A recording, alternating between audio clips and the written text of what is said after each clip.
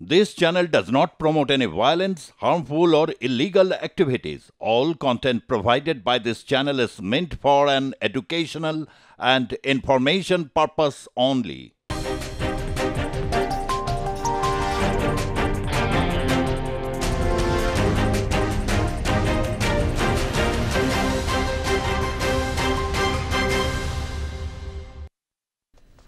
নমস্কার, আপনাদের সকলকে স্বাগত জানিয়ে শুরু করছি আজকের পর্বের জনমত। আমি সুজিত চট্টোপাধ্যায় রয়েছি আপনাদের সঙ্গে। ভারতীয় জনতা পার্টির যে রথ, যেটাকে বিরোধী পক্ষ, বাংলাদেশের পক্ষ বা হচ্ছে পাকিস্তানে যারা রয়েছে, তারা যারা হিন্দুত্ববাদী দিল্লির এজেন্ডা বলে, সেই এজেন্ডাকে বাস্তবায়নের লক্ষ্যে দ্রুতগতি শুরু হয়েছে। এক বড় ঝড় উঠতে চলেছে। আর যখন এই সময় অনুষ্ঠান করছি, তখন ভারতের পার্লামেন্টের জোর ডিবেট চলছে। ওয়াকফ বিল, নতুন আকারে ওয়াকফ বিল আসছে, এবং যেটা নিয়ে দেশের একটা বড় অংশের মুসলিম সমাজ তারা অত্যন্ত ক্ষিপ্ত এবং ক্ষুব্ধ। জোরদার ডিবেট চলছে। ইন্ডিয়া অ্যালায়েন্স, আরেকদিকে ভারতীয় জনতা পার্টি। কিন্তু এই বিষয়ে আসবো, তার কারণ 8 ঘন্টা ডিবেটের পর ভোটাভুটি হবে। হয়তো 7টা থেকে 8টা যখন আমি এই অনুষ্ঠান করছি, তখনই হয়তো ভোটাভুটি রেজাল্ট কি বেরোতে পারে। আমি পিসিআরকে বলবো সেই দিকে নজর রাখতে।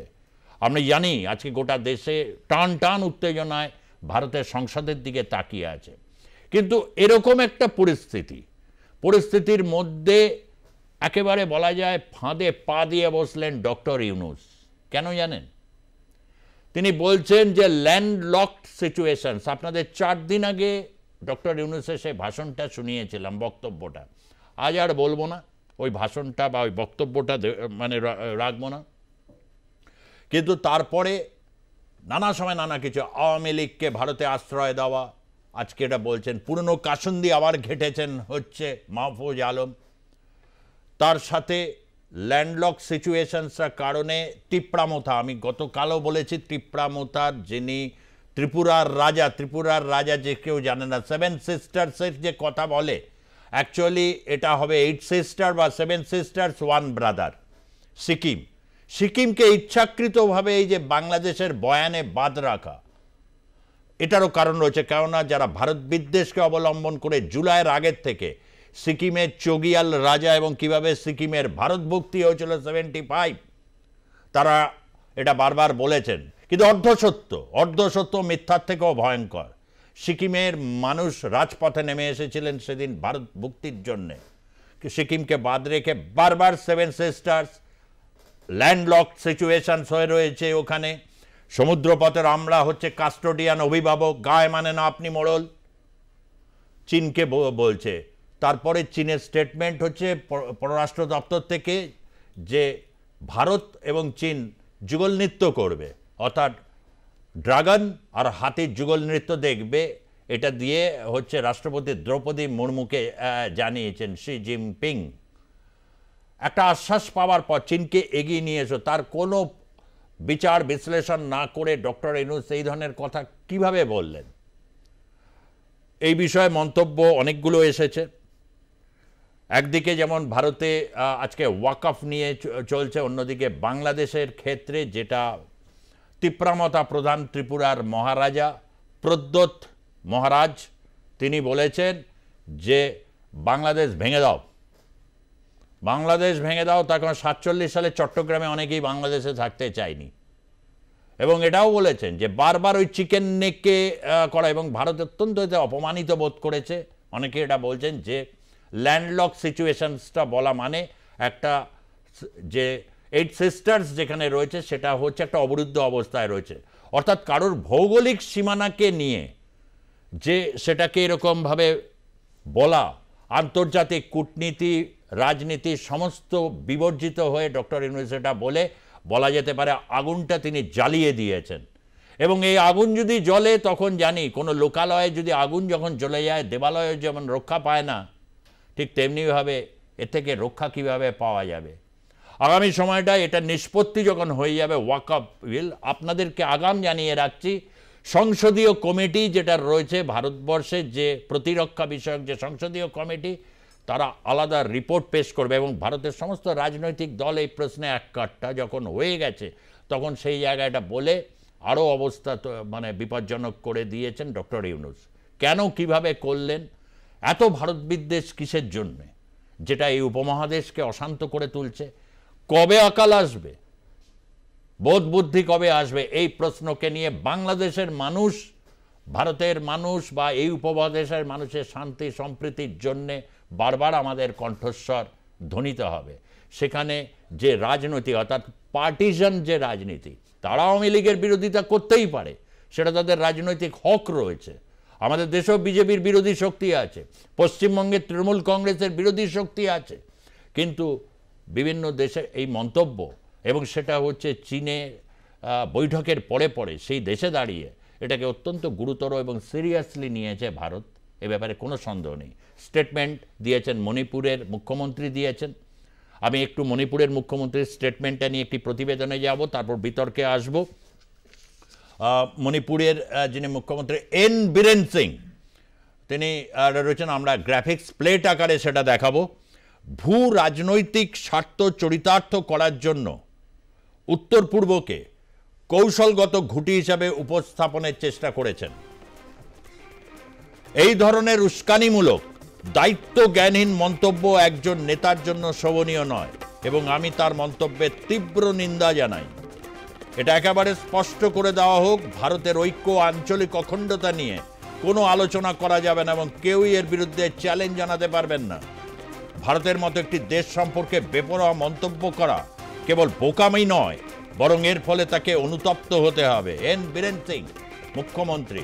মণিপুর নিয়ে বারবার খোঁচা দেওয়া হয়েছে, একটু আমাদেরও অনেকে বাংলাদেশের দর্শক যারা রয়েছেন অনেকেই তারা টাইম লাইনে মন্তব্য করেছেন মণিপুর নিয়ে করুন। আমি বারবার বলেছি যে ভারতবর্ষের 7 সিস্টার্স 1 ব্রাদার বা 8 সিস্টার্স যেভাবেই বলুন, এই অবিচ্ছেদ্য অংশ যেমন জম্মু কাশ্মীরের ব্যাপারে ভারতের সমস্ত রাজনৈতিক দল এককাট্টা অবস্থানে রয়েছে। এটা দ্বিপাক্ষিক ব্যাপার, কোনো আন্তর্জাতিক ফোরামে এই নিয়ে কোনো আলোচনা কেউ বরদাস্ত করবে না কাশ্মীর প্রসঙ্গে, এবং এই প্রশ্নের ভারত কিন্তু ঐক্যবদ্ধ রয়েছে। কিন্তু বাংলাদেশ কি ঐক্যবদ্ধ থাকতে পারবে? চুক্তি তো আছে, কোনো পরিকাঠামোগত উন্নয়নের প্রশ্ন বাংলাদেশের দুটো রাষ্ট্রের সম্পর্ক সেখানে জড়িত রয়েছে ভারত, কিন্তু তিনি চীনকে আহ্বান করছেন। এ তো একেবারে যে মানে চরম উস্কানির এই পরিচয় যেটা দিয়েছেন এন বীরেন সিংয়ের এটি মন্তব্য। আমি এবার আসব হচ্ছে মাহফুজ আলম। সংকটমোচন করার জন্য তিনি নেমেছেন, তবে তার ন্যারেটিভ এখন আর ততটা হয় না। তিনি একসময় ভারতের ম্যাপ তৈরি করে দিয়েছিলেন, এমন ধাতানি খেয়েছিলেন যে এমন কাজটা করেছেন নিজে থুতু চেটেছেন এবং 1 ঘন্টা পর সেইটা প্রত্যাহার করেছেন সেই মাহফুজ আলম। একেবারে মেটাকুলাস ডিজাইন নাকি তার মাথা থেকে এসেছিল। শোনা যাক তার বক্তব্যকে নিয়ে একটি প্রতিবেদন, তারপর আসবো এক এক করে যারা প্যানেলিস্ট তাদের কাছে।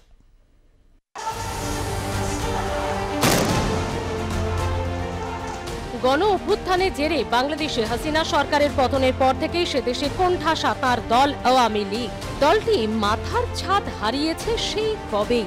নয়াদিল্লিতে বসে অডিও বার্তায় দলকে বিভিন্ন পরামর্শ দিয়েছেন প্রাক্তন প্রধানমন্ত্রী শেখ হাসিনা। তবে কিভাবে আওয়ামী লীগকে পুনর্গঠিত করা হবে তা নিয়ে এখনো সবুজ সংকেত দেননি তিনি। ইউনূসের বাহিনীর তরফে এই দলকে কখনো জঙ্গি গোষ্ঠীর আখ্যা দেওয়া হয়েছে, কখনো বলা হয়েছে নানান ষড়যন্ত্রে লিপ্ত এই দল। এসবের মাঝে ফের এই দলকে নিয়ে বিস্ফোরক দাবি উঠে এলো বাংলাদেশের অন্তর্বর্তী সরকারের তথ্য উপদেষ্টা মাহফুজ আলমের কণ্ঠে। হাসিনা সরকারের বিরুদ্ধে আন্দোলনের অন্যতম মুখ মাহফুজ। তার বক্তব্য, হাসিনা সরকারের পতনের পরে 1 লক্ষেরও বেশি আওয়ামী লীগ নেতা কর্মী ভারতে পালিয়েছেন। হাসিনার মতোই তারা দিল্লিতে রয়েছেন। তেজগাঁওয়ে মানবাধিকার সংগঠন আয়োজিত ঈদের এক অনুষ্ঠানে শেখ হাসিনার আমলে নিখোঁজ বা নিহত ব্যক্তিদের পরিবারের সদস্যদের উপস্থিতিতে এই মন্তব্য করেন মাহফুজ। ষড়যন্ত্র করার চেষ্টা করছে এবং ভারত খুবই আনফর্চুনেটলি এই হাসিনা এবং তার যে সন্ত্রাসী বাহিনী ওদেরকে আশ্রয় দিচ্ছে। আমরা শুনতে পেয়েছি কয়েক লাখের কাছাকাছি আওয়ামী লীগের সন্ত্রাসীরা ভারতে আশ্রয় নিয়েছে। তাদের যদি মর্যাদা যদি আমাদের প্রতিবেশী রাষ্ট্র না দেয়, আমরা মনে করি এটা আমাদের জন্য খুবই দুর্ভাগ্যজনক। আওয়ামী লীগ শুধুমাত্র বাংলাদেশের জনগণের শত্রু, এই ভিন্ন এর কোনো পরিচয় নেই। এটা কোনো রাজনৈতিক দল না, এটা একটা মাফিয়া গোষ্ঠী ছিল, যে মাফিয়া গোষ্ঠীর প্রধান ছিল শেখ হাসিনা। শেখ হাসিনার সমালোচনা করে মাহফুজ বলেন, তার বাবা মায়ের হত্যার প্রতিশোধ নিতে তিনি লোকজনকে বলপূর্বক গুম করে হত্যা করেছেন। আওয়ামী লীগ বাংলাদেশের শত্রু, এদের আর কোনো পরিচয় নেই। আওয়ামী লীগ কোনো রাজনৈতিক দল নয়, এটা মাফিয়া গোষ্ঠী। কিন্তু খুবই দুর্ভাগ্যবশত ভারত এখনো হাসিনা ও তার সন্ত্রাসী বাহিনীকে আশ্রয় দিচ্ছে। তাদেরকে এদেশে রাজনীতি করতে দেওয়া হবে না। অনেক সময় সতর্কতা দিয়েছে, কিন্তু আমরা মনে করি যে আমরা যদি দেখি যে আসলে আলোচনা এবং সতর্কতার মাধ্যমে সমাধান হচ্ছে না, তাহলে আমরা হার্ড লাইনে যাব এবং সেটা খুব শীঘ্রই যাব। অনুষ্ঠানে উপস্থিত ছিলেন রাজনৈতিক কারণে গুম খুন হয়ে যাওয়া ব্যক্তিদের পরিজনেরা। তাদের উদ্দেশ্যে মাহফুজ বলেন, এবার ৩,০০০-এরও বেশি বিচার বহির্ভূত হত্যাকাণ্ড হয়েছে। ১,৫০০ থেকে ২,০০০ মানুষকে গুম করে দেওয়া হয়েছে। আওয়ামী লীগ যদি আবার সুযোগ পায় তাহলে এই সংখ্যা আরো অনেক গুণ বাড়বে। সারা দেশের উপরে জঙ্গিবাদ চাপিয়ে দিয়েছিলেন হাসিনা। কেউ রাজনৈতিক বিরোধিতা করলেই তাকে সন্ত্রাসী বলে দেগে দেওয়া হতো কিংবা গুম করে দেওয়া হতো। বিরোধী মতের অনেক মানুষকে গুম করে ভারতের জেলে পাচার করা হতো। হাসিনার আমলেই বাংলাদেশে এভাবে গুম খুন হয়ে যাওয়া মানুষের সংখ্যা অন্তত কয়েক হাজার ছিল বলে দাবি করেছেন মাহফুজ। বাংলাদেশে আয়নাঘর ছিল, যারাই রাজনৈতিক বিরোধিতা করতেছে তাদেরকেই সন্ত্রাসী, জঙ্গি, অগ্নি সন্ত্রাসী আরো অনেক ট্যাগ দিয়ে তাদেরকে গুম করাটা, তাদের স্বজনদেরকে আতঙ্কগ্রস্ত রাখাটাকে একটা স্বাভাবিক করে তোলা হয়েছিল। তথ্য উপদেষ্টার আরো দাবি, গোটা বাংলাদেশেই আয়না ঘরের মতো গুম ঘর ছিল। আমরা আসলে দ্বিতীয়বার স্বাধীন হয়েছি। গুম খুনের নেপথ্যে থাকা সকলকে বর্তমান সরকারের আমলে বিচারের আওতায় আনা হবে বলে জানিয়েছেন তিনি। গুমের সঠিক কোনো হিসেব নেই, তবে বিদেশ মন্ত্রকের সহায়তায় এই সংক্রান্ত তালিকা তৈরি করা হয়েছে। বিএনপি, জামাত সহ ভিন্ন মতাদর্শের সবাই শেখ হাসিনার ভিকটিম ছিল। শেখ হাসিনা এখনো ভারতে বসে চক্রান্ত করছে। বিগত সরকারের সময় গুম খুন রাজনৈতিক সিদ্ধান্তে হয়েছিল। এগুলো করার জন্য বিশেষ টিম ছিল। পুলিশ, র্যাব সহ সবাইকে গুমের আদেশ দেওয়া ছিল। বিগত 7 মাসে নানা ঝড়ঝাপটা সামলেছে আওয়ামী লীগ, তবে ছাদ হারালেও ঠাঁই হারা হয়নি তারা।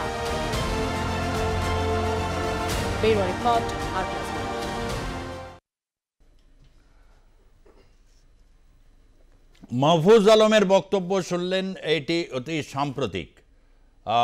চিরচরিত কায়দায় তিনি আওয়ামী লীগের দিকে তিনি এটা দেখেছেন এবং বলছেন যে ভারত তাদের আশ্রয় দিয়েছে বা আওয়ামী লীগ এটা আনফরচুনেট শব্দটা ব্যবহার করেছেন। হঠাৎ তার এই জায়গা থেকে কোথাও কি একটা জায়গায় বড় ভুল হয়ে গেছে? গুরু যেরকম ভুল করে ফেলবে, শিষ্য হিসাবে কি তিনি এগিয়ে এলেন কোথাও একটা জায়গায় নলটাকে ওই দিকে ঘুরিয়ে দেওয়ার? এইসব প্রশ্ন বা একটা বড় রকম যে ঝড় আসন্ন তার আগে কি নিজেদের শক্তি সংহত করতে চাইছেন?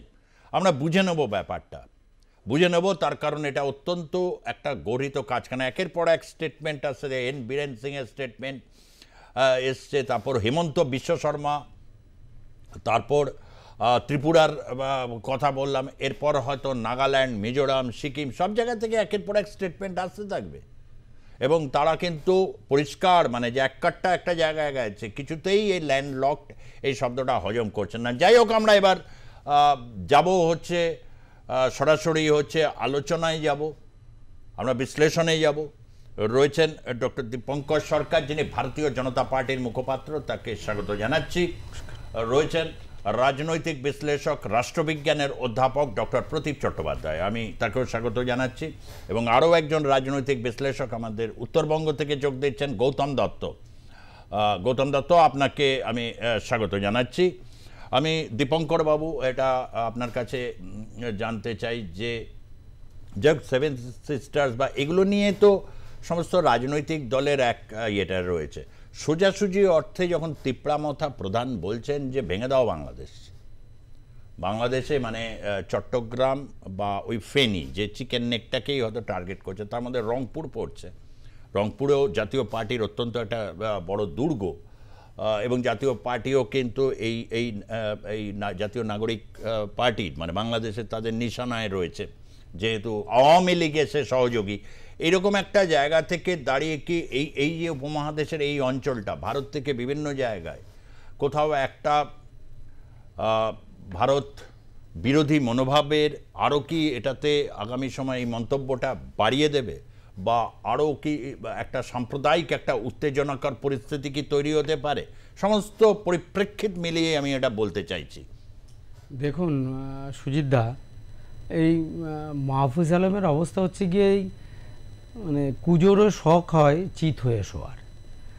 তা বাংলাদেশের যে পরিস্থিতি, ওরা নিজেরা নিজেদের দেশের লোকদেরকে খাওয়াতে দিতে পারছে না।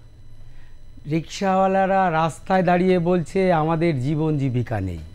গার্মেন্টসের শ্রমিক যারা কাজ করতো, সমস্ত প্রায় গার্মেন্টস ফ্যাক্টরি বন্ধ। গার্মেন্টসে যে সমস্ত মায়েরা বোনেরা কাজ করতো, আমি তাদেরকে সম্মান জানিয়ে বলছি, তারা এমন পেশা গ্রহণ করতে বাধ্য হচ্ছে জীবনের তাগিদে, সেটা সভ্য সমাজের কাছে বলতে গিয়ে একটু লজ্জা বোধ হচ্ছে। এবার এই সমস্ত পরিস্থিতি দেশের মধ্যে রয়েছে, তার উপরে আবার সেই বিষ ফোড়ার মতন অবস্থা হয়েছে গিয়ে সেই ডক্টর ইউনূস। এবার সে চীনে গেছে, ভেবেছিল চীন তাকে একেবারে সোনার দিয়ে উপহার দিয়ে পাঠিয়ে দেবে, একেবারে হিরে মণিমুক্ত দিয়ে ভরে দেবে চীন। চীন তো ব্যবসা ছাড়া কিছু বোঝে না।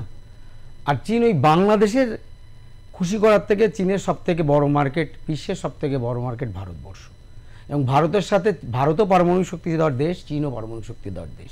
চীন কখনোই চাইবে না যে ভারতের সাথে উত্তেজনাময় পরিস্থিতি যাওয়ার, এবং চীনের সাথে ভারতের একটা সীমান্ত সমঝোতা হয়েছে, সেটা নিয়ে একটা আলোচনা হয়েছে, এবং সেটা নিয়ে একটা শান্তিপূর্ণ অবস্থানে আছে বর্তমান সময়ে। এই বিদেশমন্ত্রী জয়শঙ্করও অনেকবার গেছেন, চীন থেকেও প্রতিনিধি এসছে, বিদেশ দপ্তরের মধ্যে আলোচনা আছে। এবার বাংলাদেশের বিষয়ে আসে, চীনকে দিয়ে পারল না, তাহলে বাংলাদেশে এই যে যারা এই কুচক্রীরা, যারা বাংলাদেশকে দ্বিতীয় স্বাধীনতা যুদ্ধ বলতে চাইলেন, দ্বিতীয় স্বাধীনতা যুদ্ধ কি একজন ৭৮ বছরের ৮৬ বছরের একজন প্রধানমন্ত্রী, একজন মায়ের জননীর, একজন বৃদ্ধা, অনেকের দিদা, তার আমি আর বললাম মানে তুমি মানে শেখ হাসিনা, আমি সেটাই ভুলে যাচ্ছি। শেখ হাসিনার যেভাবে তারা অন্ত্রবাসগুলো উঁচু করে দেখিয়ে তারা দ্বিতীয় স্বাধীনতা যুদ্ধ আনন্দ প্রকাশ করলেন, এই মাহফুজ আলম সম্পর্কে অনেক কথা বলা যায়, কিন্তু আমি মনে করি না যে ভারতীয় জনতা পার্টির একজন মুখপাত্র হিসেবে ওদের নিয়ে আলোচনা করে ওদের দাম বাড়াতে। শুধু একটা কথা জেনে রাখুন, আগে আগে ধীরে ধীরে দেখুন না, অনেক কিছু তো বলছিল, বলা থেকে চুপ হয়ে গেছে। একটু অপেক্ষা করুন, এ বছরের মধ্যেই হতে পারে, এ মাসের মধ্যেই। ঈদের জন্য অনেক কিছু হচ্ছিল না, ঈদটা চলে গেছে, সত্যি সত্যি তো একটা বড় পরব, তাদের জন্য তো অস্বীকার করার উপর যায় নেই। ফলে এই জায়গায় দেশের মানুষকে, সে মাহফুজ আলম বলছে যে এত লোকের গুম হত্যা হয়েছে ৩০০০, কিন্তু যে মিটিংটা হচ্ছিল আপনি সামনে তাকিয়ে দেখুন ৫০ জনও লোক নেই।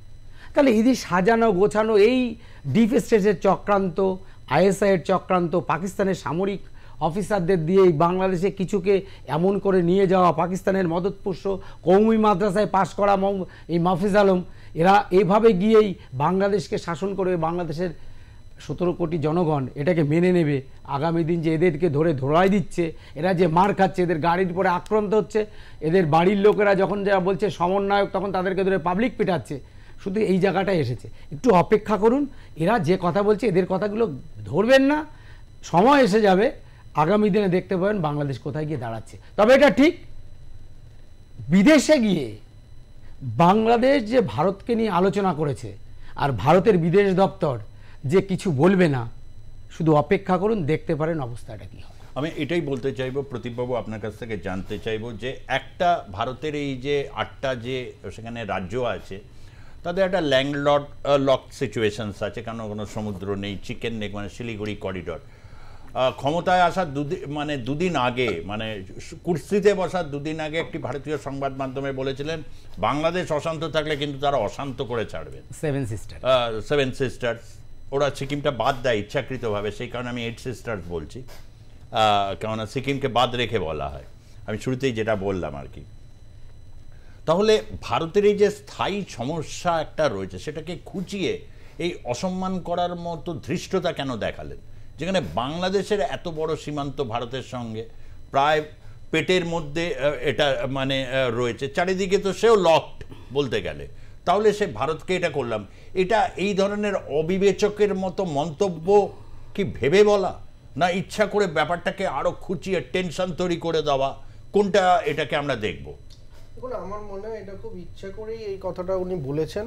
তার কারণ বাংলাদেশ যে এখনো খুবই ভূ রাজনৈতিকভাবে গুরুত্বপূর্ণ সেটা বোঝানোর জন্য এই জায়গাটা উনি উত্থাপন করেছেন। তার কারণ বাংলাদেশকে অনেকে বলে যে ভারতের দ্বারাই বাংলাদেশ হচ্ছে পরিপুষ্ট বিভিন্নভাবে, তো সেটার জায়গায় ভারতের একটি অংশ যে বাংলাদেশের ওপরে অন্তত নদী এবং সড়ক পথের জন্য নির্ভরশীল, সেটা বোঝানোর জন্য এবং বাংলাদেশের গুরুত্ব বাড়ানোর জন্যই এটা চীনের কাছে তিনি উপস্থাপনা করেছেন।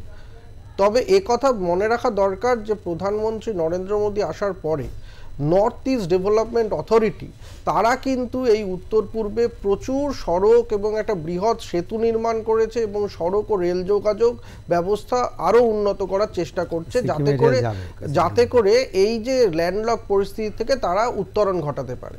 ফলে এই জায়গায় বাংলাদেশ, দেখুন আজকে বাংলাদেশের অভ্যন্তরে যা অবস্থা, সেখানে বাংলাদেশের কাছে চীন কিন্তু খুব একটা বেশি বিনিয়োগের দিকে গত 7-8 মাস যায়নি। ফলে এই বিনিয়োগ যাতে বাংলাদেশে আসতে থাকে এবং এই বিনিয়োগের ফলে চীনের কি লাভ হবে সেটা বোঝাতে গিয়ে তারা এইটা দেখাচ্ছে যে ভারতের যে ল্যান্ডলক জায়গাটা আছে তাদেরকেও সেই বাজারটাও চীন পাবে যদি চীন বাংলাদেশে বিনিয়োগ করে, সেতু বন্দর বা কোনো একটা বন্দরকে যদি তারা বিনিয়োগ করে আরও বেশি পরিকাঠামো উন্নয়ন করে। কারণ বাংলাদেশের আভ্যন্তরীণ পরিস্থিতি যা, সেখানে আর কোনো বিনিয়োগ বিশেষ করে চীনের কাছ থেকে হবে না। তার কারণ চীন কোনো অস্থির পরিস্থিতি, যে কোনো যদি কোনো আভ্যন্তরীণ জাতিরাষ্ট্রের অস্থির পরিস্থিতি থাকে সেখানে চীন কিন্তু বিনিয়োগে যাবে না। এবং এখনো অবধি বাংলাদেশের যে অবস্থা তাতে যে কোনো সময় ঘুটি উল্টে যেতে পারে এবং ডক্টর ইউনূসও কিন্তু সেটা বুঝতে পারছেন। মানে এইখানে কি একটা প্রশ্ন রাখা যেতে পারে আপনার কাছে যে একটা অনির্বাচিত সরকার, চীন এটা তো বিলক্ষণ যে এটি তো অনির্বাচিত সরকার, তারা বিভিন্ন রাজনৈতিক দলের সাথে কিন্তু যোগাযোগ স্থাপন করে। 2 মাস আগে বাংলাদেশ ন্যাশনালিস্ট পার্টির মঈন খানের নেতৃত্বে একটি প্রতিনিধি দল গেছিল, মানে পার্টি টু পার্টি রিলেশনে রয়েছে চায়না, যেটা করে থাকে ভারতও এটা করে থাকে তারা। তো এরকম একটা অনির্বাচিত সরকারকে তারা একেবারে উপেক্ষাও করেনি। চীন বাংলাদেশের 50 বছর যে কূটনৈতিক সম্পর্কের কারণে তাকে ডেকেছে, আবার তোল্লাইও দেয়নি। এই অবস্থান কি চীন রয়েছে বলে আপনি মনে করেন? দেখুন, আমি একটু আগে দীপঙ্কর দাও বলছিলেন যে চীন একেবারেই শুধু যেটা বোঝে সেটা হচ্ছে যে প্রফিট, বাণিজ্য এবং মুনাফা, এবং সেই জায়গা থেকে তারা রাজনৈতিক মুনাফাও যেমন দেখবে সেরকমভাবে অর্থনৈতিক মুনাফাও দেখবে। এবং এরকম জায়গায় বাংলাদেশে তারা কিন্তু সমস্ত রাজনৈতিক শক্তির সঙ্গে যোগাযোগ স্থাপন করে জলটা মেপে নিতে চাইছে যে কার কি পরিকল্পনা রয়েছে। এবং সেখানে দেখা যাচ্ছে যে অন্য রাজনৈতিক দল কিন্তু এমন কোনো বক্তব্য বলেনি যেটা মিডিয়ায় ফ্ল্যাশ আউট হতে পারে, কিন্তু ডক্টর ইউনূস ইচ্ছা করেই এটা বলেছেন যাতে করে ভারতও এই যে হয়তো ভারত আগামী দিনে চাপ সৃষ্টি করতে পারে তার নির্বাচন দ্রুত করানোর ক্ষেত্রে, বা ডক্টর ইউনূসের নেতৃত্বে যে এই যে অন্তর্বর্তী সরকার তার মেয়াদ যত দ্রুত সম্ভব শেষ করার ব্যাপারে চাপ সৃষ্টি করতে পারে, মাইনরিটি রাইটস, সংখ্যালঘুদের যে অধিকার সেটাকে পুনরুদ্ধার করার ক্ষেত্রেও চাপ সৃষ্টি করতে পারে। এইখানে ইউনূস সরকার কিন্তু এইটা বলে যে বাংলাদেশে তো এক সময় নর্থ ইস্টের যে জঙ্গি গোষ্ঠী তারা তো প্রশিক্ষিত হতো বাংলাদেশের মাটিতে, এবং নর্থ ইস্টকে অশান্ত করে রাখার একটা জায়গা ছিল বাংলাদেশ, সেই জায়গাটাও যে বাংলাদেশ এখন আবার নতুন করে তৈরি করতে পারে এর একটা সম্ভাবনা কিন্তু ইঙ্গিত দিয়ে রাখলেন, যাতে করে কি হয় যে বাংলাদেশকেও একটা বার্গেনের জায়গায় তো রাখতে হবে যদি ভারতবর্ষ চাপ সৃষ্টি করে। তো এই রকম একটা ভূ রাজনৈতিক কৌশলে বাংলাদেশকে গুরুত্বপূর্ণ করে রাখার জন্য এই বক্তব্য পেশ করেছে। আপনি কিন্তু যেটা বলছেন পরেশ বড়ুয়ার কথা বলেন, পরেশ বড়ুয়া বা এইটা বিএনপির, এই কারণেই আমি ইচ্ছা করে বিএনপির প্রসঙ্গটা, 2 মাস আগে বিএনপির সাথে চীন একটা সম্পর্ক কিন্তু তারা তৈরি করেছে পার্টি টু পার্টি, এবং বিএনপির সময় বিশেষভাবে দেখা গেছে উত্তর পূর্ব সে লুৎফারুজ্জামান বাবর স্বরাষ্ট্র প্রতিমন্ত্রী, যিনি হচ্ছে 8 গাড়ি বিস্ফোরক অস্ত্র নিয়ে তিনি ঢুকেছিলেন। অর্থাৎ বিএনপিকে ভারত জানে, এবং বিএনপির সাথে বিএনপি মাঝে মধ্যে কাঁদুনি গায় যে ভারত শুধুমাত্র আওয়ামী লীগ মানে ওই প্রিজম দিয়ে নাকি ভারত বাংলাদেশকে দেখে, বিএনপিকে দেখে না। কিন্তু সেই জায়গা থেকে এখনো জাতীয় নাগরিক পার্টি বা ইউনূসের একটা দক্ষতা দেখানোর ব্যাপার আছে যে বিএনপি যদি এটা পারে তাহলে আমরাও পারি, করতে পারি, যেটা আর কি প্রদীপবাবু বলছেন যে একটা চীন বার্তা দিয়েছে। আপনি পরেশ বড়ুয়ার কথা বলছিলেন, পরেশ বড়ুয়া, অরবিন্দ রাজকোয়া, এই যে একটা ভয়ঙ্কর নর্থ ইস্টকে উত্তপ্ত করেছিল। আমি তারপর আসছি, এটা তো সন্দেহের কোনো জায়গা নেই। পরেশ বড়ুয়া ভারতের এক সময় নর্থ ইস্টের 1 নম্বর আমাদের ওয়ান্টেড পার্সন ছিল, এবং এই পরেশ বড়ুয়া বাংলাদেশে গ্রেপ্তার হওয়ার পর, গ্রেপ্তার কিন্তু শেখ হাসিনা সরকারের সময় হয়। ভারত সরকার চাইছিল পরেশ বড়ুয়াকে ফিরিয়ে আনার জন্য, মানে চুক্তির মাধ্যমে আলোচনার মধ্যে ফিরিয়ে নেন, হয়তো সেরকম একটা দিকে যাচ্ছিল। কিন্তু পরেশ বড়ুয়া আজকে দেখা গেল যে মোহাম্মদ ইউনূস এসে কী করলেন, যত জঙ্গিরা ছিল দেশের সমস্ত জঙ্গিকে ছেড়ে দিলেন। যে সেরকম 3000-এর মতো জঙ্গি যেমন ছেড়ে দিয়েছেন, ঠিক সাথে সাথে ভারতের যারা কমিটেড জঙ্গি, ভারতের পক্ষে যারা ক্ষতিকারক, তাদেরকেও ছেড়ে দিয়েছেন। ছেড়ে দিয়ে খোলা ছুট দিয়ে দিয়েছেন যে তোমরা যা পারো করো, দেখো উত্তর পূর্বাঞ্চলে ভারতে ডিস্টার্ব করা যায় কিনা। কিন্তু এটাও ইউনূস তো জানে না যে 20 বছর আগের ভারতবর্ষ আর আজকের ভারতবর্ষ বিশ্বের 10 নম্বর অর্থনীতি থেকে 5 নম্বরে এসেছে। প্রতিরক্ষা খাতে কোথার থেকে কোথায় এসেছে এগুলো বলতে চাইছে না। এবং এটা নরেন্দ্র মোদীর ভারতবর্ষ, যে ভারতবর্ষের কাছে আমেরিকার রাষ্ট্রপতি চেয়ার সরিয়ে বসার জন্য আহ্বান জানান মোদিজিকে, আমরা সবার সামনে দেখেছি, সেই ভারতবর্ষ। ভালো হয় না যে এবার সেই জন্য নরেন্দ্র মোদীর সময় অন্তত এইসব প্রশ্নে বিরোধী রাজনৈতিক দলগুলো সহযোগিতা, আমি আসছি।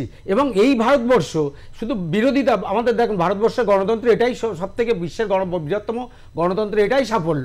যতই বিরোধিতা থাকুক না কেন, দেশের স্বার্থে সবাই কিন্তু আমরা এক। আমি একটু বাংলাদেশের ক্ষেত্রে সবাই এক বলেই দিয়েছি। আমি একটা বাস্তব সমমানার কথা বলছি, কেননা আপনি উত্তরবঙ্গের সীমান্তবর্তী জায়গায় থাকেন, ওদেরও উত্তরের অবস্থা খুব একটা ভালো না। যতদূর খবর পাচ্ছি প্রায় নাগরিক শক্তি বা যারা আর্মি বা বিভিন্ন জায়গায় আর কি অনেকটা ওখানে কনসলিডেট সিচুয়েশন আছে। জাতীয় পার্টির এক নেতার যা বিস্ফোরক বক্তব্য শুনেছিলাম কিছুদিন আগে, সেটা দেখিয়েওছি আমরা।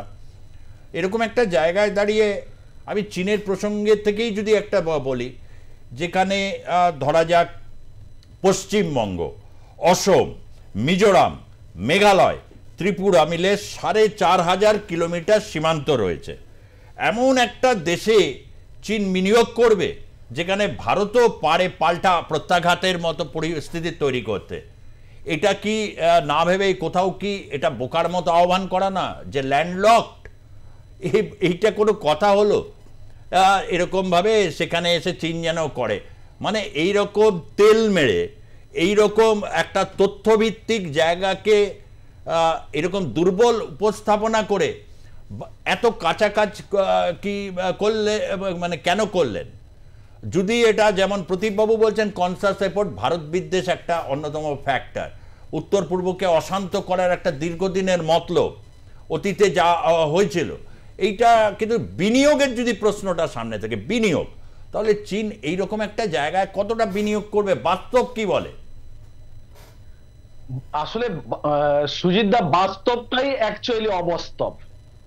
আমি এই কারণেই বলছি যে ইউনূস সরকার গুড গভর্নেন্স দেওয়ার ক্ষেত্রে অত্যন্ত ব্যর্থতায় পর্যবসিত হয়েছে, এবং একটা লোক দেখানো চমক করবার জন্য সে যে চীনে গেছে, সে চীনে আমরা যদি সত্যিকারের লক্ষ্য করে দেখি, সত্যি সত্যি কি তিনি চীনে সাকসেস? 8256টি পণ্যের শুল্ক মুক্ত ঘোষণা, সেটা হাসিনার আমলে হয়েছে। 4খানা মহাদেশীয় জাহাজ, সেটাও হাসিনার আমলে হয়েছে। বরং বলা যেতে পারে যে $210 মার্কিন দেবার কথা ঘোষণা হয়েছে, সেটা আমার মনে হয় সেটা একটা জাস্ট বলবার জন্য বলা, কারণ একটা সরকার নেই, এটা একটা সরকার নয়, তদারকি সরকারের সঙ্গে তাদের কোনো কন্ট্যাক্ট হতে পারে না, কারণ এনজিও, দ্বিপাক্ষিক কোনো চুক্তি হয়নি, দ্বিপাক্ষিক কোনো বৈঠক নয়, এটা আমাদের মাথায় নিতে হবে।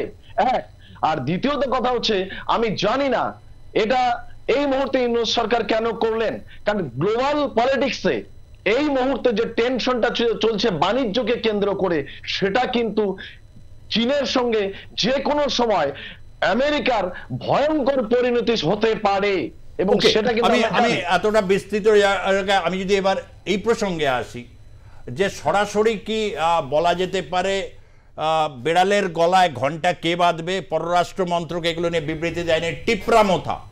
টিপ্রামোথার যিনি প্রদ্যোৎ মাণিক্য, যিনি টিপ্রামোদা প্রধান এবং মহারাজা ত্রিপুরার রাজবাড়ির সন্তান, তিনি বলেছেন ভেঙে দাও বাংলাদেশ, মানে দরকার পড়লে চট্টগ্রামের উদাহরণ এসব নিয়ে কিনে বলেছেন। মানে তার মুখ দিয়ে কি মানে বেরিয়ে এলো, মানে তিনি তো সরকার, এবং এন বীরেন সিং বলছেন, তিনি বলছেন এর কিন্তু অনুতপ্ত হতে হবে, এটা একটা বোকামি করেছে, ভয়ঙ্কর বোকামি, এই কথাটা বলেছেন। এবং যথারীতি আসামের যিনি মুখ্যমন্ত্রী, ভারতীয় জনতা পার্টির যারা যারা রয়েছে তার সহযোগী দল টিপ্রামোদা, প্রত্যেকে হেভিলি রিয়াকশন দিয়েছে।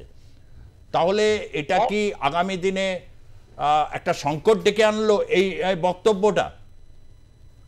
অবশ্যই বাংলাদেশের এই যে বক্তব্য, এই বক্তব্যকে ইউনূস সাহেবের বক্তব্যে কোনোভাবেই আমরা সমর্থন করতে পারি না।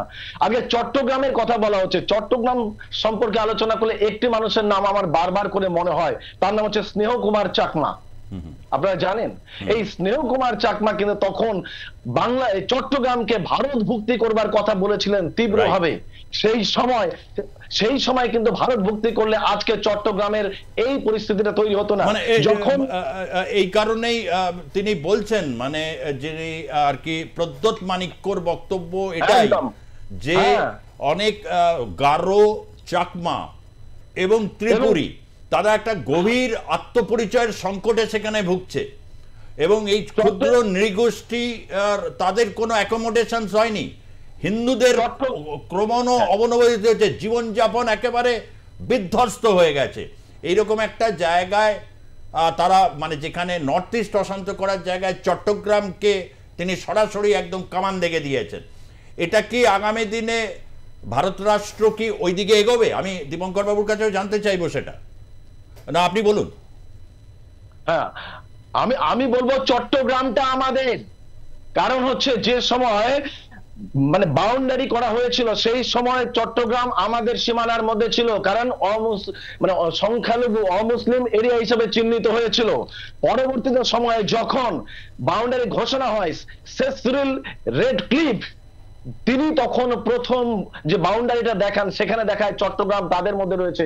তার জন্য বিরাট আন্দোলন সেই সময় চট্টগ্রামে সংগঠিত হয়েছিল, এবং সেই সময় এই আপনাকে কি বলে স্নেহ কুমার এই চাকমা তিনি ভারতবর্ষে এসেছিলেন, এবং শুনলে অবাক হয়ে যাবেন যে 1987 সালে তিনি কিন্তু মারা গেছেন ভারতবর্ষে, এবং ভারতবর্ষে তিনি ছিলেন, ভারতবর্ষে তদানীন্তন প্রধানমন্ত্রী জওহরলাল নেহরুর সঙ্গে দেখা করবার জন্য 50 দিন অপেক্ষা করেছিলেন। সেই অর্থে চট্টগ্রাম আমাদের সীমানার মধ্যে ছিল, এবং লর্ড মাউন্টব্যাটেন যে লিখিতভাবে প্রকাশ করেছিল সেটা আমাদের সীমানা হিসেবে দেখিয়েছিলেন। পরবর্তীতে সময় অজানা কোনো কারণে সেটা আমাদের মধ্যে পাচ্ছিলাম না, এবং সেটা আমাদের যন্ত্রণা। এবং আরো আশ্চর্যের বিষয়, এটা আমি তথ্যগতভাবে বলছি, 1962 সালে যখন কর্ণফুলী নদীর উপর বাঁধ দেওয়া হয়েছিল, এতটাই তীব্র রোষ ছিল চট্টগ্রামের মানুষ তদানীন্তন ওই এলাকার মানুষের উপর, যে 470 মানে এরিয়া জুড়ে মানে বসবাসযোগ্য জায়গাগুলোকে জলাভূমিতে পরিণত হয়ে গিয়েছিল, এবং সেই জায়গাটাই পরবর্তী সময় কাপ্তাই লেক হিসেবে চিহ্নিত হয়েছিল, কাপ্তাই লেক, এবং 10,000 মানুষ বাস্তু ছাড়া হয়ে গেছিল। এই পরিণতিটা আমরা জানি। ফলে চট্টগ্রামের জন্য আগামী দিনে আন্দোলন আরো তীব্র সংগঠিত হবে। আজকে যে তীব্র বলেছে, এটা আরো তীব্র আকারে ধারণ করবে। গৌতম দত্ত, খুবই একটা গুরুত্বপূর্ণ জায়গায়, ইতিহাসের প্রায় অপঠিত একটা জায়গার বা একটা দীর্ঘদিনের আগে একটা ঘটে যাওয়া অন্যায়ের যে দাবি তিনি তুলেছিলেন, সেই চাকমা নেতা তার বক্তব্যকে তিনি রেফারেন্স হিসেবে নিয়ে এলেন। টিপ্রামোদার প্রধান, ভারতীয় জনতা পার্টির সহযোগী দল, ত্রিপুরাতে রাজনৈতিক পট পরিবর্তনের ক্ষেত্রে এক গুরুত্বপূর্ণ ভূমিকা পালন করেছিলেন প্রদ্যোৎ মানিক্য, যে পরিবারের সাথে গুরুদেব রবীন্দ্রনাথ ঠাকুরের অত্যন্ত একটা সুগভীর সম্পর্ক ছিল ত্রিপুরার এই রাজ পরিবারের সঙ্গে। সেখানে বলছেন চট্টগ্রাম এবং হচ্ছে এই বন্দরটাকে করে, এবং এটা 47 সালে রেফারেন্স দিয়েছিলেন। এবং এই বক্তব্য কি ঘুরিয়ে ভারতীয় জনতা পার্টি তার মুখ দিয়ে বলি আগামী দিনের একটা কোনো রিটালিয়েশন করতে দিকে এগোচ্ছে? দেখুন গৌতমবাবু যে কথা বলছিলেন সেটা তো বাস্তব সত্য, এবং বাস্তব সত্যর পরেই দাঁড়িয়ে আজকে বাংলাদেশের আজকে এই সারা পশ্চিমবাংলায় যে উদ্বাস্তু সমস্যার জন্য দায়ী আমাদের প্রধানমন্ত্রী, তাকে সম্মান রেখেই বলছি, দেশের প্রধানমন্ত্রী, সে আজকে গর্বে। ওই ডিবেট আমি আমি আমি আমি সেখানে একটা দায়ী দায়ী না দায়ী হলে একপাক্ষিক হয়ে যাবে তো, তাহলে ওটা আবার ডিবেটের দিকে চলে যাবে। এই যে স্নেহ কুমার চাকমার যে কথাটা বলছিলেন 50 দিন থেকে দেখা করতে পারেনি, সুজিত এই থেকে এড়িয়ে গেলে হবে না। আজকে রেল লাইনের পাশের লোকগুলো কিন্তু সুজিত দা আপনার চ্যানেলটা দেখছে আর বলছে আমরা কি দোষ করেছি, আমাদের কেন ছেড়ে আসতে হয়েছে। ঠিক সেই রকমই স্নেহ কুমার চাকমা যেটা বলেছিলেন 50 দিন একদম বুকের পরে লাগে, বুকে লাগে যখন ক্যান্টনমেন্ট থেকে ছেড়ে রানাঘাট পর্যন্ত চলে যায় দমদম থেকে, আর যখন ক্যান্টনমেন্ট থেকে বনগাঁ পর্যন্ত যায়, প্রতিদিন দেখে দেখে ভাবি যে উপার বাংলায় এই লোকগুলো ছিল আজকে রেল লাইনের পাশে। এই একটা দ্বিতীয় কথা হচ্ছে সত্যি সত্যি তো আজকে বাংলাদেশ যে কাজটা করেছে, বাংলাদেশের সংখ্যালঘুদের পরে যে পরিমাণ অত্যাচার হয়েছে, আমি একজন সনাতনী হিসাবে ভারতীয় জনতা পার্টির মুখপাত্র হিসাবে বলছি, সেটা আমাদের কাছে যথেষ্ট বেদনাদায়ক, দুঃখদায়ক। কিন্তু একটা স্বাধীন দেশের পরে আমরা জানি ভারতের বিদেশ নীতি আছে, পঞ্চশীলের পরে দাঁড়িয়ে কখনোই আমরা অন্যের ব্যাপারে হস্তক্ষেপ করতে চাই না। আমাদের ঘোষিত কর্মসূচি প্রদ্যুৎ মানিক্য তো একজন পঞ্চশীল মেনে চলা লোক, তিনি এটা বলছেন। এন বীরেন সিং, আচ্ছা ছেড়ে দিন, মণিপুরের এন বীরেন সিং হচ্ছে বেপরোয়া মন্তব্যের জন্য তাকে অনুতপ্ত হতে হবে। ঠিকই তো, সেটা কি আছে, ডক্টর ইউনূস ক্ষমা চেয়ে নেবেন না। আমি তো বললাম সুজিতদা, আজকে যে মার্চ মাসের তারিখ চলছে, আপনি দেখতে দিন এবছরের মধ্যেই এমন কিছু হবে যেটা আপনি এখানে দাঁড়িয়েই আপনি এখানে বসে গল্প করবেন, মানে বলবেন, প্রশ্ন করবেন, আর সেদিন সেই উত্তরটা আমরা হয়তো বসে দেব। আমাদের সেই জিনিস কিন্তু আমরা বলতে পারি না, আমাদেরও তো কিন্তু বাধ্যবাধকতা আছে। আমরা দলের ক্ষেত্রে দাঁড়িয়ে কথা বলতে পারি না। উনি মুখপাত্র হিসেবে ওনার একটা আমি মানছি দায়বদ্ধতা রয়েছে, কিন্তু এই ধরনের মন্তব্য, আমি ভারত রাষ্ট্রের, তার তো একটা রাষ্ট্রনীতি আছে, তার একটা রাজনীতি আছে, এবং এটা যে সে দেশে নয় যে দেশে, যে ভূমিতে চাণক্যর মতো একজন ব্যক্তিত্ব জন্মেছেন, বা যে দেশে হচ্ছে শূন্যের আবিষ্কার হয়েছে, যে ভূমিতে সেখানে দাঁড়িয়ে ল্যান্ডলকড হয়ে রয়েছে একটা অংশকে। এমনি উত্তর পূর্ব ভারতের মানুষজন দিল্লি থেকেও দূরে, করাচি থেকে দূরে, ঢাকা থেকে দূরে, বেজিং থেকে দূরে, তারা ওখানে থাকেন, এবং ভারত রাষ্ট্রের সাথে তাদের একটা সম্পৃক্ততা রয়েছে, যেটা ত্রিপুরার মানুষের বেশি। নিশ্চয়ই তার লেগেছে, না হলে তিনি এই কথাটা বলছেন কেন, এই কথাটা বলছেন কেন, এবং যিনি বলছেন যখন নিশ্চয়ই কিছু অভিজ্ঞতা, কেন এটার রিয়াকশনে বাংলাদেশের এক সময় যিনি ভারতের কূটনীতিক ছিলেন বিনা সিকরি, তিনিও বলছেন যে প্রথম দিন থেকে তিনি বলছেন যে অত্যন্ত বদমাইশি করছে এবং উত্তর পূর্ব ভারতকে অশান্ত করার সমস্ত রকম প্রক্রিয়া তারা করছে। কি চায়, লাভটা কি হবে বাংলাদেশের, আমি তো এটাই বুঝতে পারছি না। দেখুন, বাংলাদেশে এই অন্তর্বর্তী সরকার আসার পর থেকে তাদের একটাই টার্গেট, সেটা হচ্ছে যে ভারতকে যেভাবে হোক উস্কানিমূলক পদক্ষেপ নিতে বাধ্য করা। অর্থাৎ প্রথমে হচ্ছে সংখ্যালঘুদের ওপরে উৎপীড়ন, তাদের ওপরে অত্যাচার, তারপরে ভারত বিদ্বেষ মন্তব্য, এই লাগাতার করে গেছিল তারা আগস্ট থেকে নভেম্বর এবং সীমান্তে উত্তর। এবং আপনি মনে রাখবেন যে নভেম্বরে যখন বিক্রম মিস্ত্রি গেলেন কূটনৈতিক স্তরে আলোচনা করার পরে, তারপরে কিন্তু এক এক করে বাংলাদেশের সুর নরম হতে থাকলো এবং তারা মেনে নিল যে হ্যাঁ ওখানে সংখ্যালঘু অত্যাচার হয়েছে, যা যা হয়েছে সেই নিয়ে আলাপ আলোচনা হবে, সুরটা নরম হতে শুরু করলো। এবং আমাদের অন্তত যে ভারতীয় জনতা পার্টি সরকার এই মুহূর্তে আছে, প্রধানমন্ত্রী নরেন্দ্র মোদী অত্যন্ত বিচক্ষণ পররাষ্ট্রনীতির ক্ষেত্রে, এবং কখনোই আমার মনে হয় না এই ধরনের রাষ্ট্রকে ভাগ করা বা এগুলোর মধ্যে তিনি যাবেন। কূটনৈতিক স্তরে আলোচনার মাধ্যমে ক্ষমা চাওয়াতে বাধ্য করবেন এই মোহাম্মদ ইউনূসকে, যিনি এই বাজে একটা মন্তব্য করেছেন। এবং কেন এন বীরেন সিং বা ত্রিপুরার ক্ষমা করবে ভারত কূটনৈতিক পররাষ্ট্র, আজকে মাহফুজ আলম নেমে গেছে, কথাটার আসল উদ্দেশ্য হচ্ছে ভারত শেখ হাসিনাকে আশ্রয় দিয়েছে এবং সে গুমখুন করেছে, 1 লক্ষ লোক রয়েছে, সেই সব কথাগুলো বলছে, মানে নলটাও এবার ওইদিকে ঘোরাচ্ছে। এখনো ভারত বিদ্বেষ তো, এক সেকেন্ড, ভারত বিদ্বেষ তো না, হ্যাঁ ভারত বিদ্বেষটাই তো আমি বলছি যে কোনো ভাবে যাতে ভারত রিটালিয়েট করে এইটা প্ররোচনা দিচ্ছে। কিন্তু ভারতবর্ষের একটাই গুণ এই মুহূর্তে পররাষ্ট্র নীতিতে, যে তারা অত্যন্ত বিচক্ষণ ভাবে কূটনৈতিক ভাবে, আপনি ওই রিটালিয়েশনের কথা আপনি মানে ওটাকে এন্ডোর্স করছেন না বা ভারত করবে না এই আশা করছেন না, বলুন। আমি একটু গৌতম, কতবার প্রধানমন্ত্রী নরেন্দ্র মোদীর সাথে কথা বলার জন্য আবেদন এসেছে, কতবার দেখা করার কথা বলেছে, ভারতবর্ষ বুঝিয়ে দিয়েছে যে তোমরা এই ফালতু কথা বলো, তোমাদের সাথে কথা বলার আমার সময় নেই। এটাই হচ্ছে ভারতবর্ষ, এটাই আধুনিক ভারতবর্ষ, এটাই উন্নত ভারত। মানে অনেকটা চীনেও সেই জায়গাতেই গেছে, সে বিনিয়োগ, সে একটা অনির্বাচিত সরকারকে তোল্লাইও মারেনি, যে কারণে ভারত যাতে ভুল না বোঝে তার পরের দিনই স্টেটমেন্ট এসছে রাষ্ট্রপতি দ্রৌপদী মুর্মুর কাছে, গোটা বিশ্বকে জানিয়ে দিয়েছে ইনি দ্বিতীয়বার যে আগামীর পৃথিবী দেখবে ড্রাগন আর হাতির যুগল নৃত্য, অর্থাৎ ড্রাগন এবং হাতি একসাথে নাচবে। সেসব ভবিষ্যতের কথা, ভবিষ্যতে নিঃসন্দেহে এটা যাবে।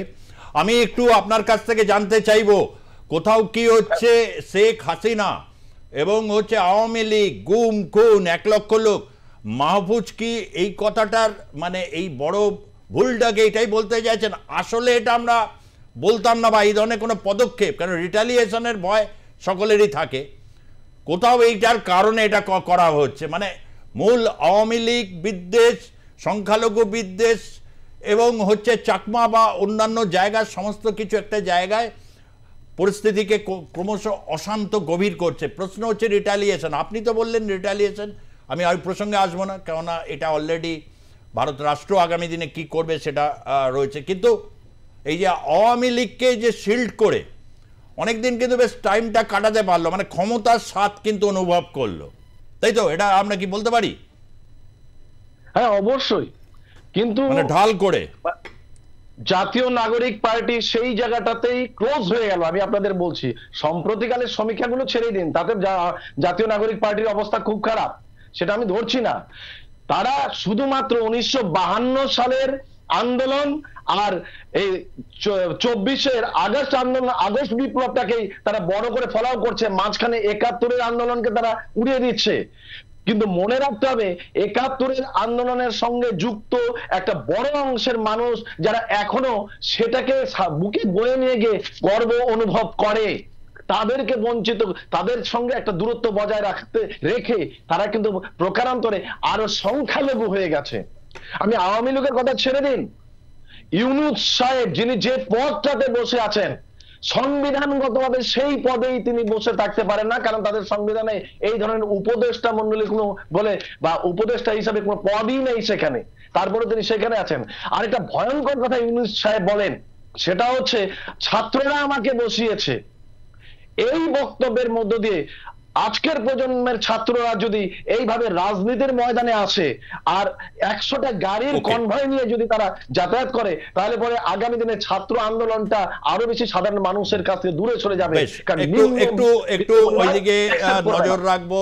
দেশের সংসদে এখনো পর্যন্ত তীব্র ডিবেট চলছে ওয়াকফ বিল নিয়ে। ইতিমধ্যে অনেকেই অনেক রকম বক্তব্য রাখছেন। অখিলেশ যাদব বক্তব্য রেখেছেন, বিজেপির শিখ প্রতিনিধি বলছেন ওয়াকফ এই অ্যামেন্ডমেন্ট বিল ঐতিহাসিক হতে চলেছে, তার কারণ এটা গরিব মুসলমান যারা রয়েছেন, পাসমান্দা মুসলমান, তাদের জন্য এক বড় বেনিফিট নিয়ে আসছে। কেন তারা এই ওয়াকফের জমি জায়গার কোনো সুযোগ সুবিধা তারা পাননি, ফলে এটা হিস্টোরিক তারা বলছেন। অন্যদিকে বিরোধীরা এটা বলছেন যে অন্যান্য প্রপার্টির ক্ষেত্রে, হিন্দু প্রপার্টি বা অন্যান্য প্রপার্টির ক্ষেত্রে যারা সেই ধর্মের মানে বিশ্বাসী নয় তাদের কেন ইনক্লুড করা হবে না। নানা নিয়ে সরগরম লোকসভা, এই মুহূর্তে রাজ্যসভাও এখনো পর্যন্ত কোনো ভোটাভুটিতে এখনো পর্যন্ত যায়নি, এটা দেখতে পাচ্ছেন জ্যোতিরাদিত্য সিন্ধিয়া। আমি একটু কেন্দ্রীয় স্বরাষ্ট্রমন্ত্রী অমিত শাহর একটু বক্তব্য একটু শোনাতে চাই আপনাদেরকে। आपके द्वारा ये बिल जॉइंट पार्लियामेंट्री कमेटी को दिया गया, जिसका विपक्ष का भी बड़ा आग्रह था। कमेटी ने इस पर सुविचारित रूप से अपना मत प्रकट किया। वो जो मत प्रकट हुआ, वो मत फिर से कैबिनेट के सामने गया। कमेटी के जो सुझाव थे ये भारत सरकार की कैबिनेट ने स्वीकार किए और अमेंडमेंट के रूप में किरण रिजिजू जी लेकर आए।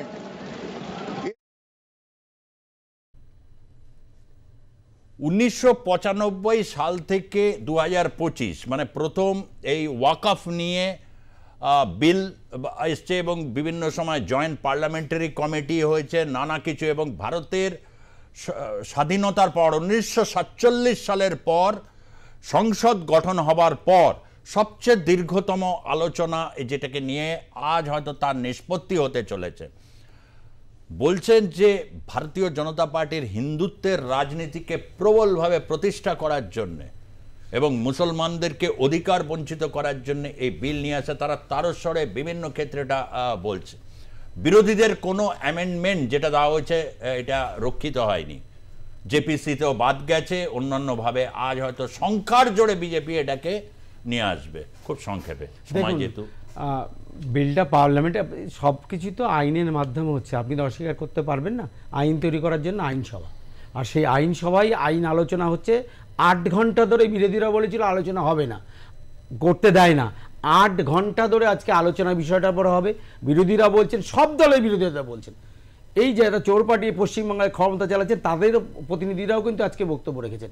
অর্থাৎ আলোচনা হয়েছে। তারা যে সংশোধনী দিয়েছে সেই সংশোধনী ক্যাবিনেটে এসছে, ক্যাবিনেটের সেই সংশোধনী যতটুকু গ্রহণ করার মতো সেখানে হয়তো আলোচনা হয়েছে, বাকিটা করেন। এবার কথা, দ্বিতীয় কথা, সারা ভারতবর্ষের যারা সম্ভ্রান্ত মুসলমান তাদের কাছে সমস্ত কিছু থাকবে, আর গরিব মুসলিমরা কোনো সুবিধা পাবে না।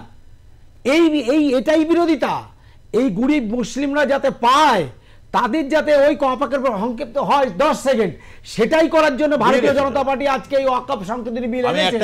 1995 সালে যখন আনা হয়েছিল, সুবিধা 1995 সালে যখন ওয়াকফ বিল এলো, তখন এই যে তোষমৎকারের পার্টি যারা এই যে নিজেদেরকে মুসলিমদের মাসিয়া বলে প্রচার করে মুসলিমদেরকে শুধুমাত্র ভোট ব্যাংক হিসেবে ব্যবহার করেছে, তারাও কিন্তু 1995 সালে এনে যথার্থভাবে দিতে পারেনি।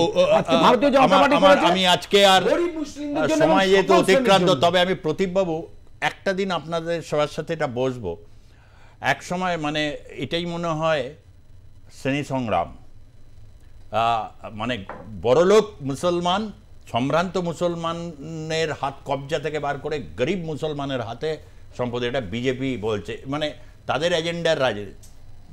না না, আমি খারাপ অর্থে বলছি না, আমি এটা একটা থিওরিটিক্যাল জায়গায় যাচ্ছি। গরিবের কাছে যাবে না, আমি প্রশ্ন করিনি, আমি ভালো জায়গায় একটা রুট, মানে দর্শকের বোঝার সুবিধার জন্য বলছি। এক সময় বলা হতো না ইসলাম এবং শ্রেণী সংগ্রাম খুব সমর্থক। 1947-48 যখন ডাইরেক্ট অ্যাকশন সোহরাবর্দী ঘোষণা করেছিলেন, সেই সময় কথাটা আসতো ইসলাম এবং সমর্থক। কিন্তু শ্রেণী সংগ্রাম তারপর বিকশিত হয়নি। অনেকেই বলেন মুখ থুবড়ে পড়েছে বামপন্থীরা, ঠিক যেমনভাবে বাংলাদেশেও বামপন্থীরা মুখ থুবড়ে, কখনো শেখ হাসিনা, কখনো হচ্ছে ডক্টর ইউনূস, নিজেদের আর ভাষা তৈরি করতে পারলো না। কিন্তু এই যে একটা জায়গা তৈরি হচ্ছে, সেটা হয়তো নিয়ে আমরা আগামীকালও নজর রাখবো। যদি আজকে ভোটাভুটি না হয়, হয়তোবা সংসদ আজকে অনেকক্ষণ ধরে চলবে, আরও বেশি তর্ক বিতর্ক হবে, তারপর হয়তো ভোটাভুটিতে যাবে, এরকম একটাও হতে পারে সিচুয়েশনস, বা অনেক রাত অবধি গড়াতে পারে। আচ্ছা, সকলের নজর ওই দিকে রয়েছে, আমাদের নজর রয়েছে এই উপমহাদেশে বাংলাদেশ। তার কারণ বাংলা ভাষায় আমরা কথা বলি, উভয় সংস্কৃতিগত রয়েছে, কিন্তু প্রত্যেকেরই আমি একটা জিনিস বুঝে পাই না, কোনো দেশপ্রেমিক নিজের দেশের যে ক্ষমতা, আয়তন, জনসংখ্যা, সেটাকে তো মাথায় বিবেচনা করে তার বক্তব্য আসে।